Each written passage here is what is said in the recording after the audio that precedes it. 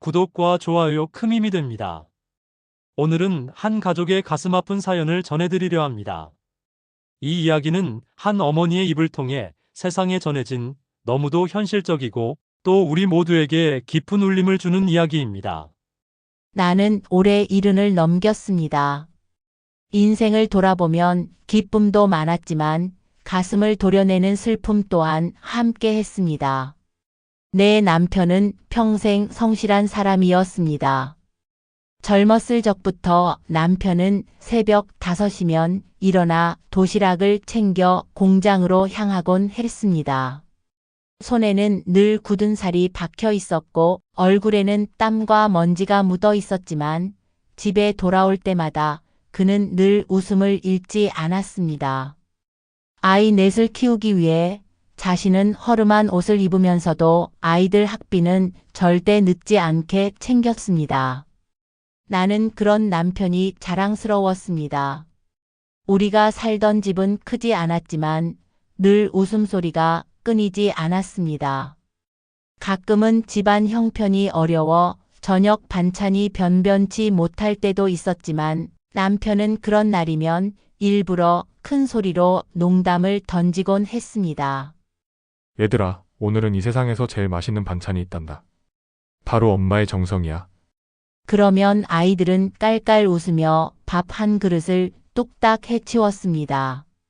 그런 모습들을 보며 나는 가난해도 참 행복하다고 생각했습니다. 하지만 행복은 오래가지 않았습니다. 모든 것이 무너진 건 그날이었습니다. 여느 때와 다름없는 평범한 하루였습니다. 남편은 늘 하던 대로 출근을 했습니다. 아침에 문을 나서기 전 그는 나를 돌아보며 말했습니다. 여보, 오늘 저녁에 좋아하는 고등어 사올게. 나는 웃으며 괜찮아요. 괜히 돈 쓰지 말고 그냥 들어와요. 하고 대답했죠. 그게 남편과 나눈 마지막 대화가 될 줄은 몰랐습니다. 그날 저녁 낯선 전화 한 통이 걸려왔습니다. 전화기 너머로 들려오는 목소리는 차갑고 떨렸습니다. 보호자분 맞으시요? 남편분이 교통사고를 당하셨습니다. 지금 병원으로 오셔야 합니다. 순간 머릿속이 하얘졌습니다. 손에서 전화기가 미끄러질 뻔했고 나는 그 길로 아이들과 함께 병원으로 달려갔습니다. 하지만 우리가 도착했을 때 남편은 이미 차가운 시트 위에 누워 있었습니다. 의사는 안타깝게도 단 한마디만을 남겼습니다. 죄송합니다. 손 쓸 수가 없었습니다. 그 순간 내 세상은 무너져 내렸습니다. 아이들은 오열했고 나는 남편의 손을 붙잡고 울부짖었습니다. 그 손은 아직도 따뜻했지만 다시는 움직이지 않았습니다. 장례식장에서 나는 정신을 잃을 것만 같았습니다. 가족과 친지들이 몰려와 눈물을 흘렸지만 나는 그 모든 것이 꿈처럼 느껴졌습니다. 이게 현실일까? 아니야. 지금 당장 눈을 뜨면 남편이 현관문을 열고 들어올 거야. 하지만 그날 이후로 남편은 돌아오지 않았습니다. 아이 넷과 나만 남겨졌습니다. 앞으로의 삶을 생각하면 막막했지만 나는 남편이 남긴 아이들을 잘 키워야 한다는 생각으로 이를 악물었습니다. 그리고 무엇보다 아이들이 나를 지켜주리라는 믿음이 있었습니다. 남편의 장례는 많은 사람들의 눈물 속에 치러졌습니다. 빈소에는 이웃과 친척들이 찾아와 정말 훌륭한 분이셨다며 나를 위로했지만 그 어떤 말도 내 가슴을 채워주지는 못했습니다. 나는 장례식 내내 멍한 눈빛으로 남편의 영정을 바라보고 있었습니다.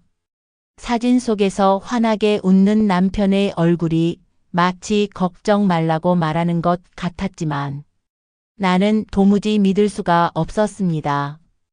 아이 넷은 아직 젊었습니다. 장남은 이제 막 직장에 들어갔고 둘째와 셋째는 대학생이었으며 막내는 아직 고등학생이었습니다.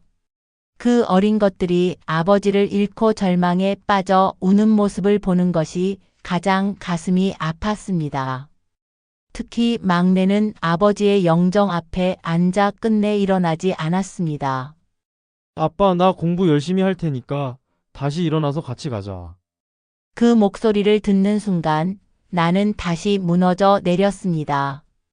장례를 치른 뒤 남편의 보험금과 약간의 재산 이야기가 나왔습니다. 사람들은 내게 말했습니다. 이제 어머니가 상속을 받아 생활을 이어가셔야죠. 하지만 나는 생각했습니다. 내 삶은 이제 다 했다. 남편과 함께 살아온 것만으로 충분하다. 남은 건 아이들이다. 아이들이 살아갈 길을 열어주자. 그래서 나는 큰 결심을 했습니다. 나는 모든 상속을 포기하고 그 권리를 내 아이들에게 넘겨주었습니다. 사람들은 놀랐습니다. 왜 그러십니까? 아이들 몫은 나중에도 충분히 챙겨줄 수 있는데. 하지만 나는 단호했습니다. 아이들은 이제 시작하는 나이입니다. 나는 늙은 몸으로 욕심 부리고 싶지 않습니다. 남편의 뜻도 아이들이 잘 살아가는 데 있을 겁니다. 내 결심을 들은 아이들은 모두 울며 나를 붙잡았습니다. 장남은 내 손을 꼭 잡고 말했습니다. 엄마 걱정 마세요. 앞으로는 우리가 엄마 잘 모실게요. 아버지 몫까지 효도할게요. 둘째는 눈물을 훔치며 고개를 끄덕였습니다. 맞아요, 엄마. 엄마가 이렇게 희생하셨으니 저희가 꼭 갚을게요. 셋째는 내 어깨에 기대어 속삭였습니다. 엄마 이제 혼자가 아니에요. 저희가 있잖아요. 막내는 울음 섞인 목소리로 말했습니다. 엄마 나 아빠 대신 엄마 지켜줄게. 그 순간 나는 비로소 안도의 눈물을 흘렸습니다. 그래, 남편은 떠났지만 이 아이들이 내 곁에 있구나.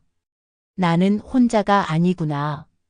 내가 상속을 포기한 것은 결코 손해가 아니라고 생각했습니다.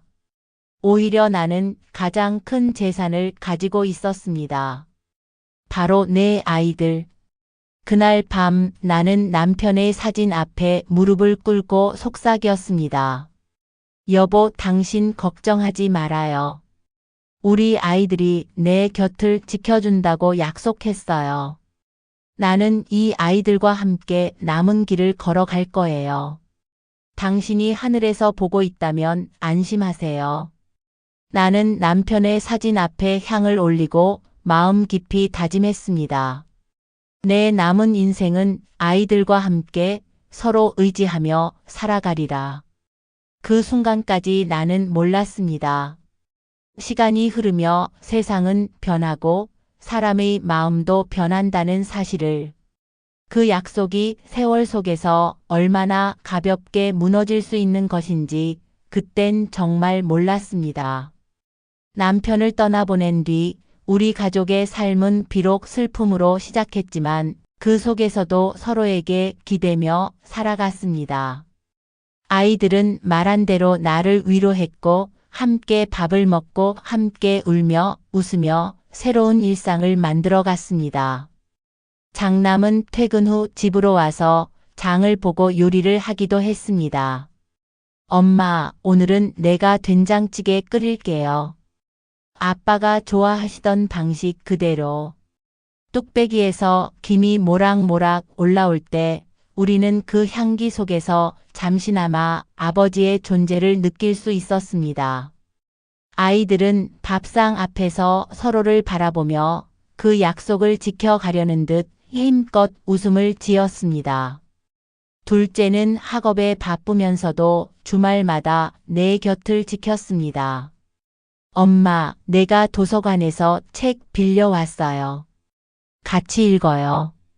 나는 활자를 읽을 때마다 눈물이 맺혔지만 아이의 따뜻한 마음은 큰 위로가 되었습니다.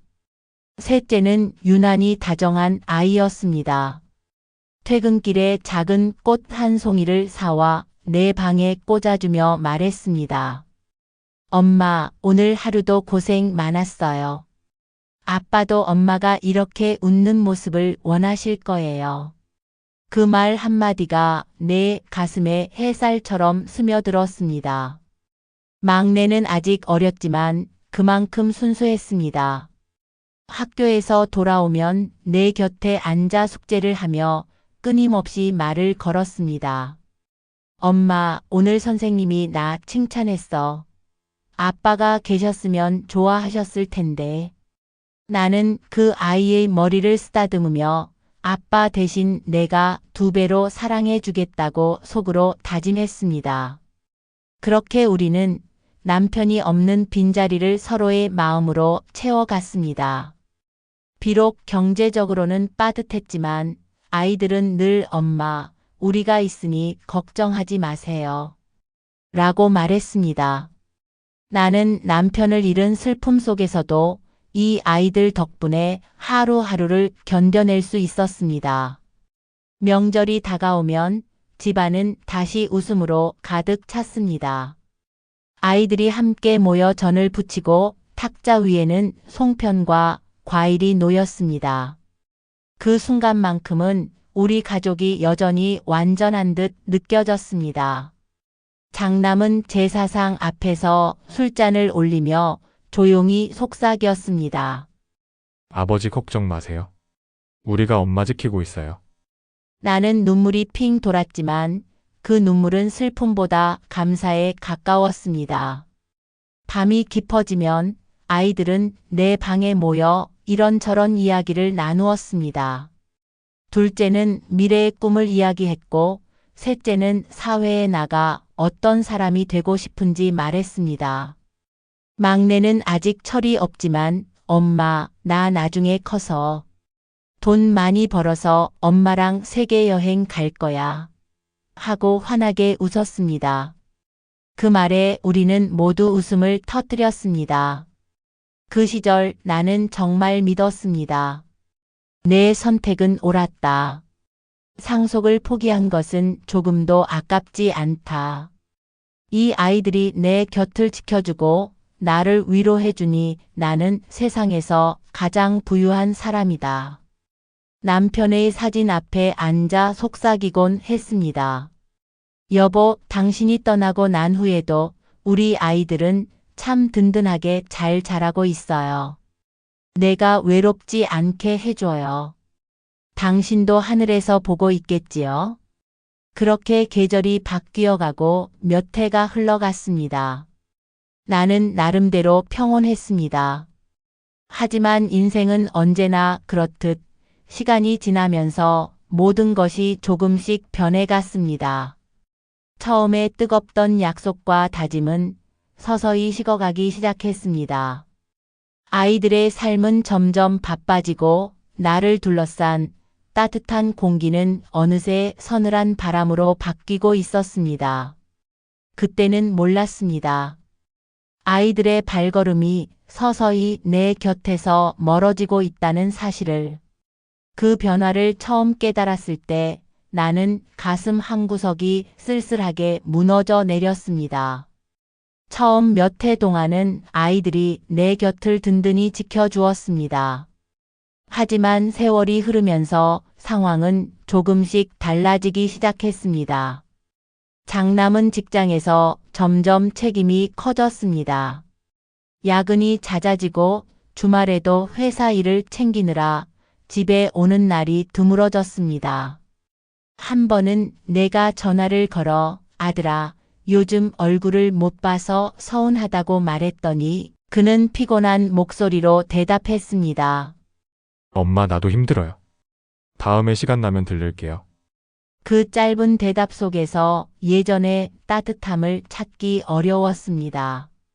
둘째는 대학을 졸업하고 사회에 나갔습니다. 처음엔 자주 연락을 주고받았지만 점점 통화 횟수가 줄었습니다. 엄마, 이번 달엔 바빠서 못 내려가요. 다음 달에 꼭 갈게요. 그 다음 달은 늘 오지 않았습니다. 셋째는 결혼을 하면서 삶이 달라졌습니다. 한때는 내 곁에 붙어 살던 아이였지만 이제는 배우자와 자녀에게 더 많은 시간을 쏟아야 했습니다. 나는 이해하려 했습니다. 하지만 어느 날 명절, 셋째가 내게 조심스럽게 말했습니다. 엄마, 올해는 처가 쪽 먼저 들러야 해서 늦게 갈 것 같아요. 그 말을 듣는 순간 내 마음 어딘가에 차가운 바람이 스쳐갔습니다. 막내는 여전히 나를 사랑했지만 젊음은 그를 바쁘게 만들었습니다. 사회에 나가 친구들을 만나고 자신의 삶을 꾸려가느라 예전처럼 내 곁에 오래 머물지 않았습니다. 전화기 너머로 그는 종종 이렇게 말했습니다. 엄마, 나 요즘 바빠서 주말에 연락할게. 하지만 그 주말은 또다시 바람처럼 흘러가곤 했습니다. 처음에는 다들 각자의 삶이 있으니 당연한 일이라며 스스로를 위로했습니다. 하지만 시간이 지날수록 그 빈자리가 크게 느껴졌습니다. 식탁에 앉아보면 예전에는 아이들 웃음소리로 가득하던 자리가 이제는 고요했습니다. 밥상을 차려도 혼자 먹는 날이 잦아졌습니다. 숟가락 부딪히는 소리 대신 시계 초침 소리만 들렸습니다.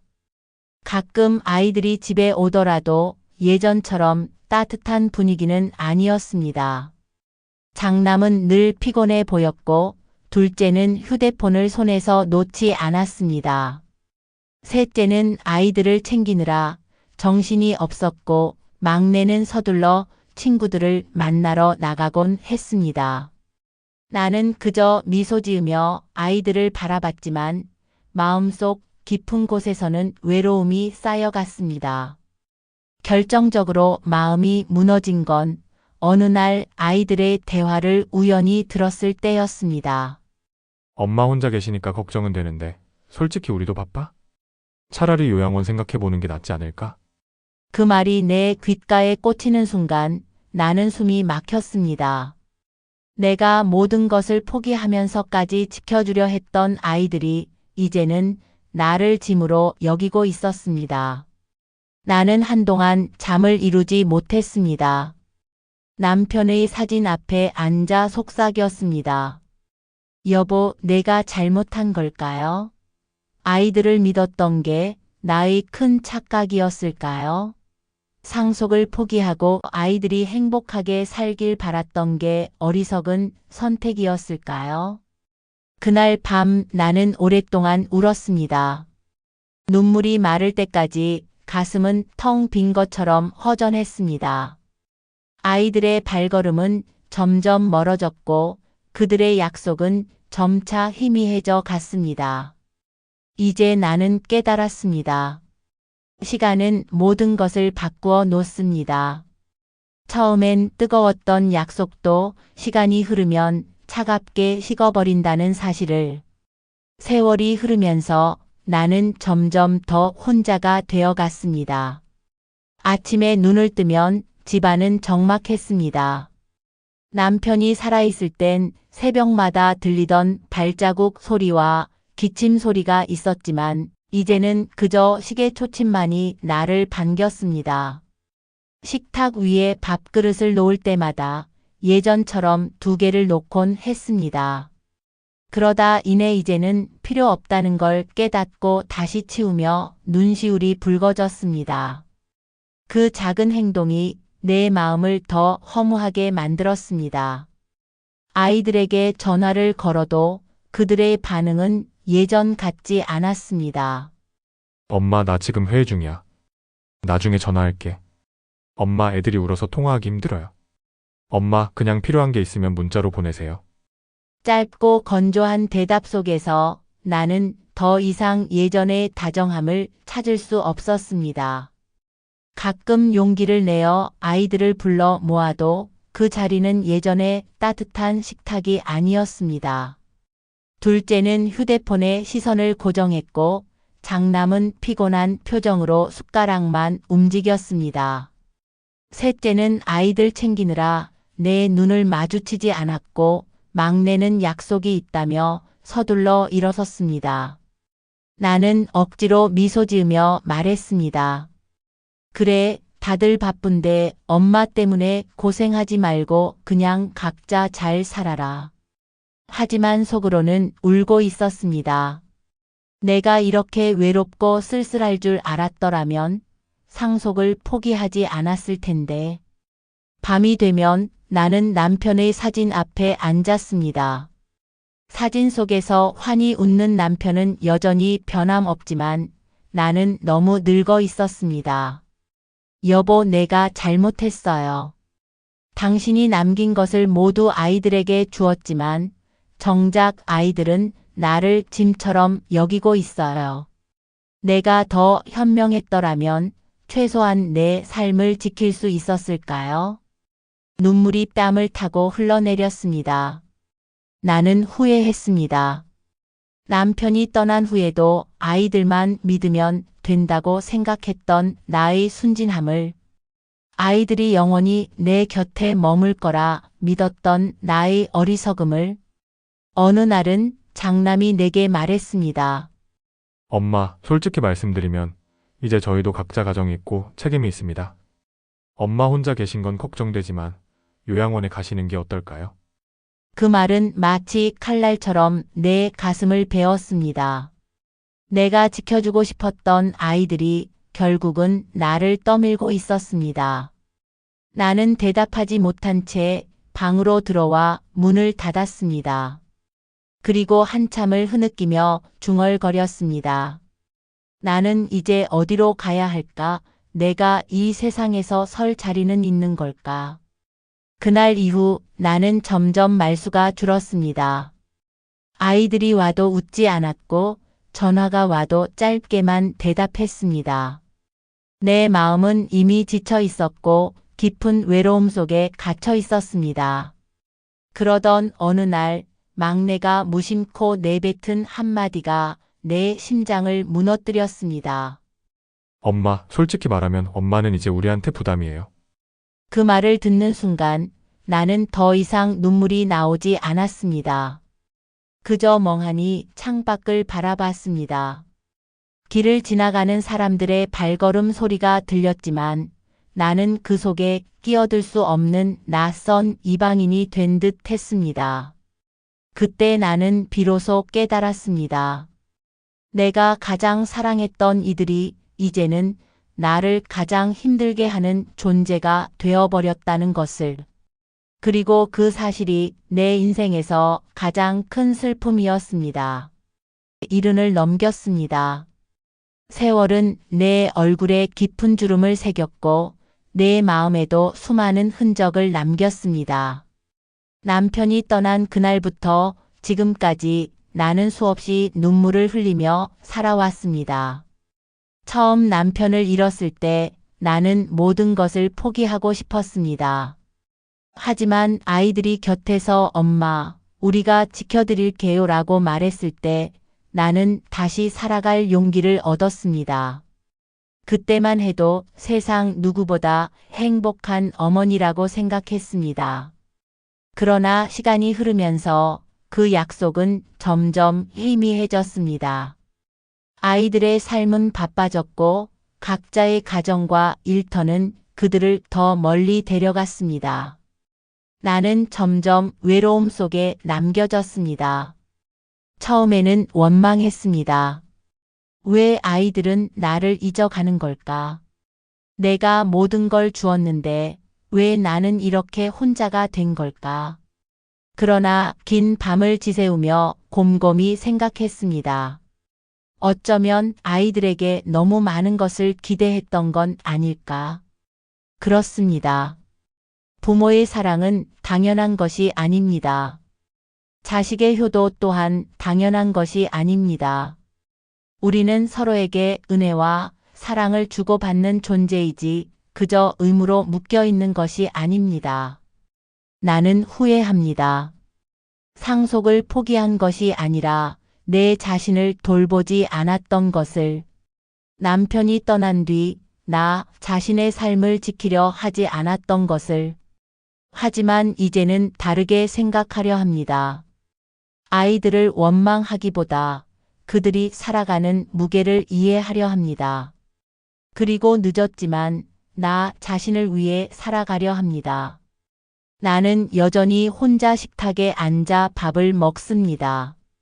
하지만 이제는 눈물이 아닌 감사의 마음으로 숟가락을 듭니다. 그래도 남편과 함께 했던 날들이 있었지. 그래도 아이들이 한때는 내 곁을 지켜줬지. 그 기억만으로도 나는 충분하다. 이 이야기를 듣고 있는 여러분, 부디 부모님을 당연하게 여기지 마시길 바랍니다. 언젠가 그 자리가 비워졌을 때 아무리 후회해도 다시는 채울 수 없습니다. 그리고 부모님들께 전하고 싶습니다. 당신의 삶을 사랑하세요. 당신의 하루를 지켜내세요. 그것이 진정한 사랑의 시작입니다. 마지막으로 하늘에 있는 남편에게 한마디 하고 싶습니다. 여보, 나 이제 당신 곁으로 갈 날이 머지 않았겠지요. 그때가 오면 다시는 헤어지지 않고 함께 웃으며 살아갑시다. 당신이 없는 세상은 외로웠지만 당신과 함께 했던 기억만으로도 나는 충분히 행복했습니다. 이것이 나의 이야기이자 우리 모두가 새겨야 할 교훈입니다. 가족은 서로의 희생 위에 서 있는 존재가 아니라 서로를 존중하고 지켜주는 존재여야 합니다. 그리고 무엇보다 중요한 건 스스로의 삶을 존중하는 것입니다. 오늘 이야기가 이 영상을 보고 계신 모든 분들께 작은 울림이 되기를 바랍니다. 그리고 지금 이 순간 부모님께 전화를 걸어 안부를 묻는 계기가 되기를 바랍니다. 감사합니다. 그리고 우리 모두의 삶에 따뜻한 빛이 함께하길 바랍니다.